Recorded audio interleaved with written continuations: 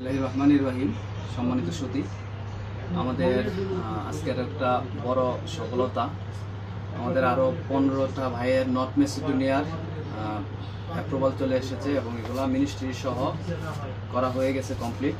এগুলো আমরা এখন ইন্ডিয়াতে ডিএচএল করে দিব, খুব তাড়াতাড়ি এগুলো স্টিকার হয়ে আসবে।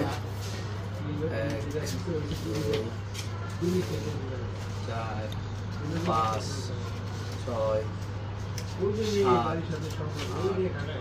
9, 10, 11,